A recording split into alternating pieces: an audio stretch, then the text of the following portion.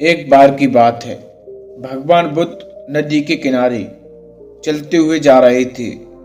तभी उनकी नज़र एक लड़के पर पड़ी। बुद्ध ने लड़के पर गौर किया तो उन्हें कुछ संदेहजनक लगा। क्षण भर में उन्हें ज्ञात हो गया, ये लड़का आत्महत्या करने के इरादे से नदी के किनारे खड़ा है। इससे पहले कि वह नदी में कूदता, गौतम बुद्ध ने लड़के को पकड़कर पीछे खींच लिया। वह लड़के को नदी से थोड़ा दूर ले गई और मिट्टी के टीले पर बिठा दिया। लड़का रो रहा था। बुद्ध ने लड़के से पूछा, तुम ये क्या करने जा रहे हो? वह रोते हुए बोला, मुझे जाने दीजिए, मैं बहुत परेशान हूँ। इस जीवन से मैं तंग आ गया हूँ। मैं मर जाऊं, बस यही आखिरी इच्छा है। बुद्ध ने उसे समझाया, आत्महत्या करना महापाप है। लड़का बोला, आज नहीं तो कल मुझे भूख से मर जाना ही है। इससे अच्छा है मैं आज ही मर जाऊं। व्यर्थ कष्ट उठाने का क्या फायदा? लड़के की बात सुन बुद्ध समझ गए, लड़के का मनोबल टूट चुका है। इसे अकेला छोड़ना ठीक नहीं है। अगर इसे अकेला छोड़ दिया तो निसंदेह ये अपने आप को मार देगा। इसलिए बुद्ध लड़के को अपने साथ आश्रम ले गए। आश्रम पहुंचकर उन्होंने अपने एक शिष्य से कहा, जाओ एक चूहा पकड़ कर लाओ। बुद्ध के आदेश पर कुछ देर बाद वह शिष्य हाथ में चूहेदानी लिए बुद्ध के सामने उपस्थित हुआ। बुद्ध ने चूहे को चूहेदानी से निकालकर एक कपड़े की थैली में डाल दिया। फिर थैले का मुंह बांधकर उसे एक जगह पर टांग दिया। चूहा कुछ देर थैले के अंदर इधर उधर भागता रहा। जब वह उछल कूद करके खुद को बाहर नहीं निकाल पाया, तब उसने थैले को काटना शुरू कर दिया। इस बार उसे अपनी मेहनत का फल मिलने लगा। जैसे जैसे वह अपने दांतों को कपड़े के थैले में धंसाता गया, वैसे वैसे कपड़े के छोटे छोटे टुकड़े कुछ जमीन पर तो कुछ थैले के अंदर गिरने लगे। इस तरह वह थोड़ी देर में बाहर निकलने का रास्ता बनाने में सफल हुआ और वहां से तेजी से उछलते कूदते भाग गया। इसके बाद गौतम बुद्ध ने गुड़ का एक छोटा सा टुकड़ा लेकर रेत के ढेर पर रख दिया। गुड़ की महक से थोड़ी देर में वहां चींटियों का झुंड इकट्ठा हो गया। चींटियां रेत पर चढ़कर गुड़ तक पहुंचने की कोशिश करने लगी, लेकिन वह बड़ी मुश्किल से थोड़ी ऊपर चढ़ती और रेत के साथ फिसलकर नीचे आ गिरती।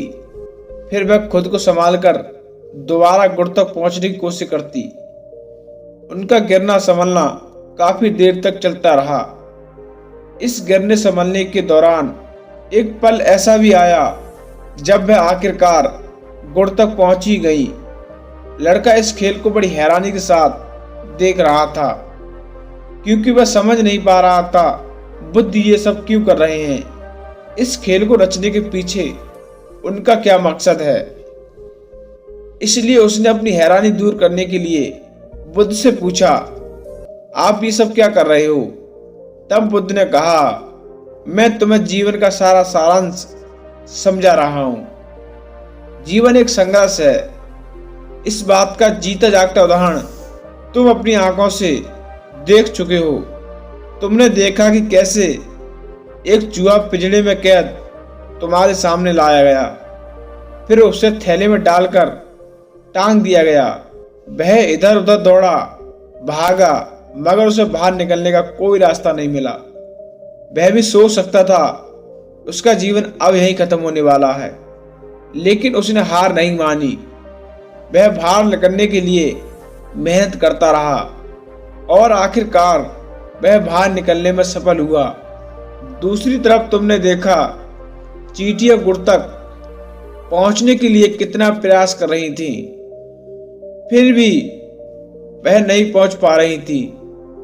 वह बार बार चढ़ रही थी और बार बार गिर रही थी, फिर भी उनका मनोबल नहीं टूटा, जिससे अंत में वह गुड़ तक पहुंच ही गई। मनुष्य के जीवन में भी बहुत सी रुकावट आती हैं। मनुष्य जीवन में बहुत सी मुश्किलों का सामना करना पड़ता है, बहुत बार असफलता का मुंह देखना पड़ता है। अगर सभी लोग हिम्मत हार कर बैठ जाएं या आत्महत्या करके इस कीमती जीवन को नष्ट करने लग जाएं, तो दुनिया का संचालन ही थम जाएगा। पुत्र, जीवन एक संघर्ष है, लेकिन सभी समस्याओं का समाधान भी है। अपने अंदर आत्महत्या के विचार नहीं, आत्मविश्वास पैदा करो, क्योंकि समस्याओं से निकलने के लिए आवश्यकता है तो सिर्फ न टूटने वाले साहस और सूझबूझ की। बुद्ध के इस उपदेश के बाद लड़के का मन बदल गया। उसने आत्महत्या जैसे पाप से दूर रहने की कसम खा ली। सालों बाद वह अपने गांव का मुखिया बना।